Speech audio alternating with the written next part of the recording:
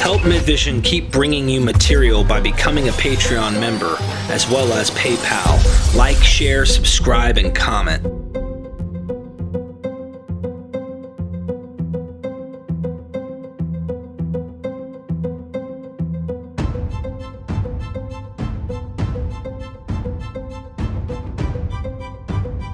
Jason Foux.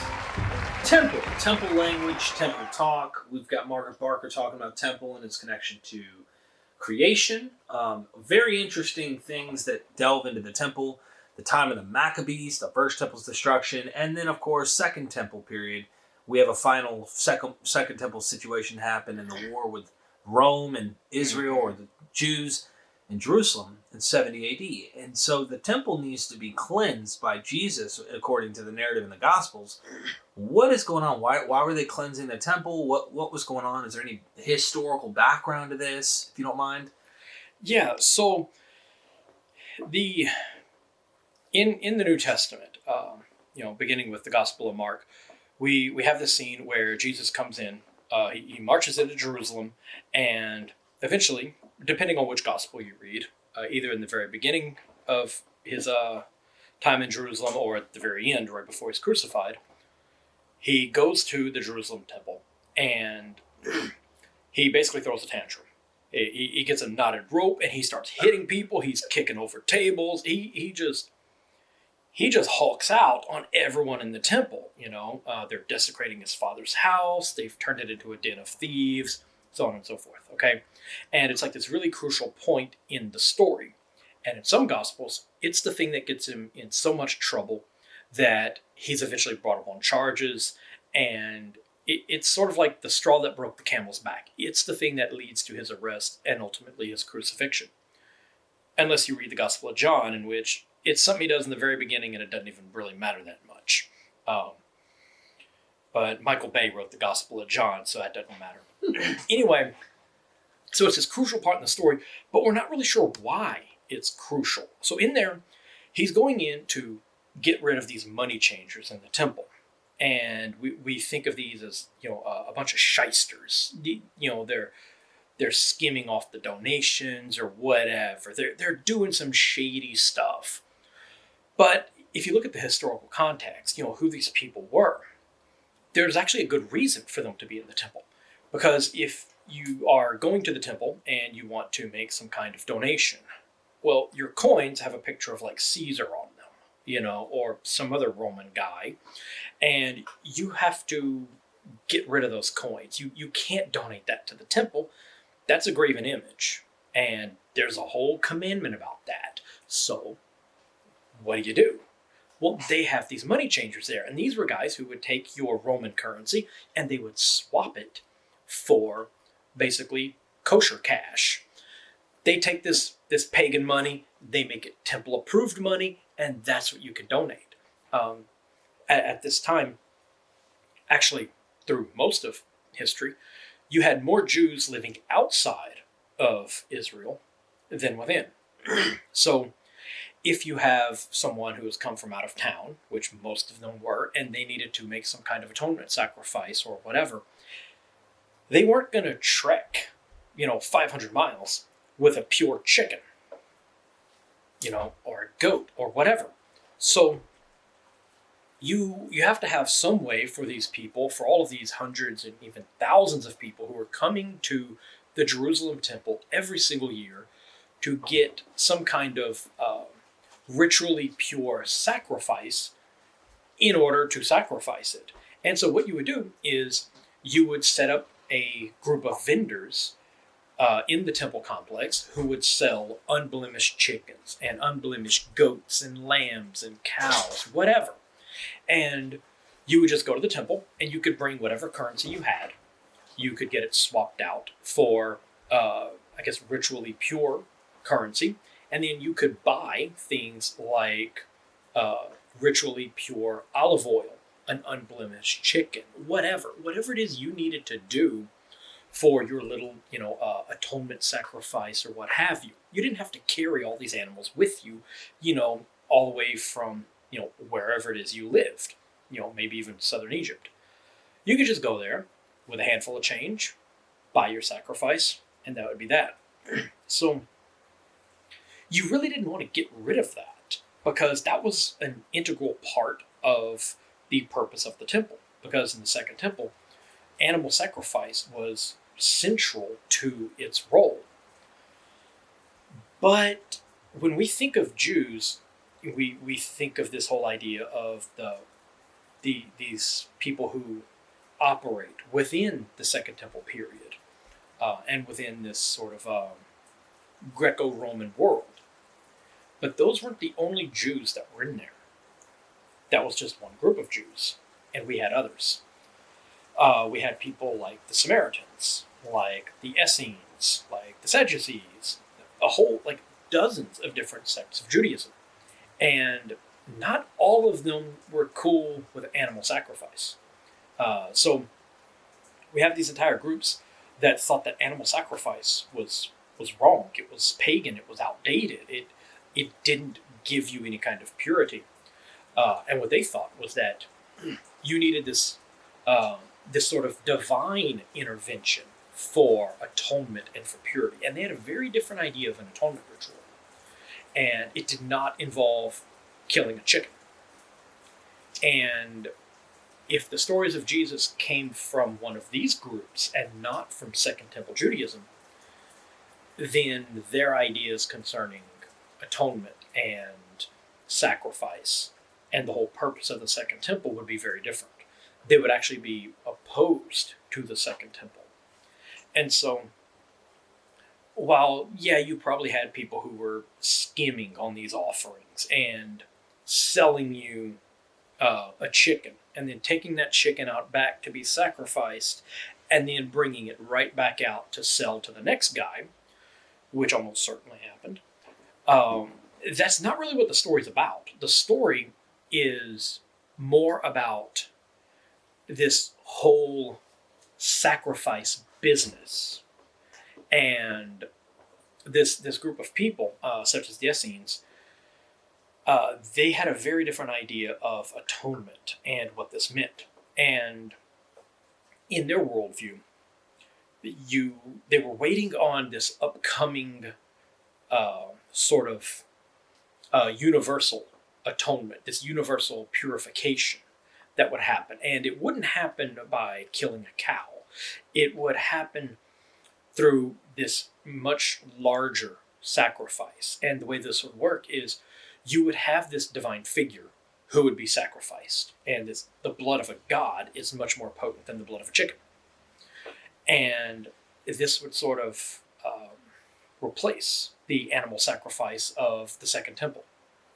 And so these people would they would want to get rid of the idea of this temple sacrifice, especially because at the time it was written, that temple didn't exist anymore. The Gospels were written after the destruction of the Second Temple. So if you replace it, then you can sort of sell the idea of a new type of sacrifice to people who were once dependent on sacrifice in the Jerusalem temple. But the roots of it actually go back further than that. Now we have one reference to it that comes from the works of Homer. At the end of the the end of the Odyssey, Odysseus comes back. He's in disguise, and there are all these different people, these suitors, who are trying to get married to his wife because everyone thinks that he's been dead for he hasn't been home for 20 years at that point or something. He's assumed dead. And so all these people, they're trying to get married to his wife. And you essentially have this whole den of people living in his house, which he inherited from his father. And they are basically trying to steal everything he has, including his wife, his son, his house, everything he owns. And then he basically comes in and he cleanses his house of these people. And there's some very interesting little things within that story that I won't really go into because my familiarity with it isn't that great at this moment because my book that I'm reading about it, I haven't finished it yet. But there's a fantastic book called The Homeric Epics and the Gospel of Mark. Look that up on Amazon. Buy a copy and start reading it. as soon as it comes in. Absolutely. It is. I wasn't even aware of half of these parallels. It's mind blowing, and the guy has other books on a similar topic.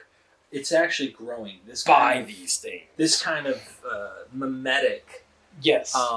criticism is becoming more popular among scholars. I'm actually going to be interviewing someone who's a scholar who's not Dr. Dennis McDonald, who's a big fan of this material, and so they think there's something to it. Yes. Of course, mimetic criticism's obvious, even with the Old Testament being used in the New. But is mimetic criticism being used between Homeric epics, Dionysian gospel, the Dionysus narrative, and Euripides, and a variety of different other epics and poetries and things like that? Right. Yeah. And it's not being discussed that much, but it needs to be. Because when you start comparing these things, it's not just that the parallels are there. It's that we have these parallels in a similar context, using similar phraseology. We have names that are being repeated that would make no sense within the new context unless they came from another source where they do make sense. So we have some striking things like that, and it really does need to be taken more seriously, especially in his book, The Homeric Epics and the Gospel of Mark. He will show a passage from one of the books from Homer and a passage from the Gospel of Mark. And when you're reading these things, you're just saying to yourself, it's a good thing that copyright laws didn't exist, because Mark would have been sued. I mean, this is just blatant plagiarism in some of these scenes. And so, so we have things like that, but we actually have this historic contribution to this story, and it actually has a direct connection with Jesus. If you go back to the early 2nd century BC, we have this thing called the Maccabean Revolt. The Seleucid Empire, which was a sort of fragment of Alexander the Great's empire, it's ruling over Israel. And this one group of people, led by a guy, was it Matthias, I believe? He's not really happy with what's going on. What happened was this one guy who ruled the empire, he essentially passes decree that pretty much outlawed the Jewish religious practices, and the temple was filled with all these statues of Greek gods, and it basically just became a Greek temple. And so some of these people were reasonably upset, and so he launches a revolt. And one of his sons, one of his younger sons, named Judas, he comes along and he kind of takes charge of everything. And he eventually gets the nickname Maccabees, which basically, so his name is Judas Maccabeus, which basically means the Jewish hammer, which is the best name for a Jewish rebel in history. I mean, come on, the Jewish hammer, that's amazing. So he comes along, he takes charge, he leads this revolt, and he conquers Jerusalem. He marches triumphantly into the city, and the first thing he does is he marches into the temple, he grabs all of these statues to these Greek gods and throws them out. The whole temple is purged. I mean, it's wiped clean. A new high priest is installed. The whole thing gets blessed or consecrated, or whatever word they use. And so suddenly the temple has been restored. It is once again an appropriate worship of Yahweh and not some Greek gods. And this particular scene is cited. It's written about. It shows up in the 4th section of 1 Enoch. And in this scene, when it's written about this portion of his life, numerous scholars, Christian scholars, have pointed to this as a prophecy of what Jesus would later do. And there are numerous other parallels. He's this one man who arises from this flock of sheep, and he comes along to purify everything, and he leads some of the lost flock. But some of the others don't follow him and they reject him and all these other things. And then eventually their enemies kind of throw him down, and he dies. But then it talks about how these others come along after him and they kind of continue it. And it's not talking about Jesus. It's talking about his younger brother, John Hyrcanus, who comes along and he basically continues this. He takes up the leadership role. He besieges and conquers the city of Ashdod, destroys the temple of Dagon there, which we have two different references to that in the Old Testament in 1 Samuel with when the Ark of the Covenant goes there and everyone gets cursed and the temple gets all messed up and the statue of Dagon gets smashed. And then we have another one in the story of Samson where he has this ongoing feud with the people of Ashdod, and then eventually he ends up over there in the temple of Dagon, and he comes out and he smashes the thing and the entire thing comes down. Which is curious that those two things in the Old Testament seem to be referencing something that happened in like 167 BC. But anyway, John Hyrcanus ends up, he not only conquers Judah, he conquers Israel. And so the northern kingdom of Israel, which was always bigger and more advanced and had a larger army and everything else, he conquers it. He takes it over the Seleucids. He drives them out completely. And that is now this one unified kingdom. And the whole thing is now being ruled from the city of Jerusalem, which seems like it's kind of going back to the days of David, when you have this one king ruling over both kingdoms, and he's staying in the royal city of Jerusalem. But this is actually the first time that we know this actually happened. We have no evidence that Israel and Judah were united, under one throne before this point, and certainly not under Jerusalem. I mean, you go back like before the Babylonian exile, Judah was basically a backwater and Jerusalem was a small town. I mean, any one tribe of the northern kingdom would have been able to wipe out everyone in Judah if they felt like it. I mean, they would have been, the southern kingdom would have been vastly outnumbered and outmatched. Their weaponry and everything was, centuries behind. But so we have this thing, this sort of different Jewish theology that has this very different view of the Jerusalem temple. And they see the purging of it as a return to something old, something pure, something authentic. And they see the new temple, the new version of Israel, of Jerusalem, as being sort of corrupt. And I don't just mean like the Greek statues, but I mean the temple practices themselves. We have a reference in, I believe, Isaiah, where they call the Jerusalem temple a harlot on a hilltop. This is strange. These people do not like the second temple, and these are Jews. So they weren't all keen on the teachings and practices of the Jerusalem temple. And you actually see this throughout Christianity. Even in the book of Revelation, they talk about how Christians celebrate the destruction of the temple. And this doesn't make much sense if they come from Second Temple Judaism. They would weep for the temple. They would mourn this. This would be a great tragedy. Instead, this is a good thing. And it's because this is a separate sect of Judaism that believed that the temple was corrupt. It was not doing what it was supposed to do. It's doing things in a different fashion. It's alien practices that are going on here.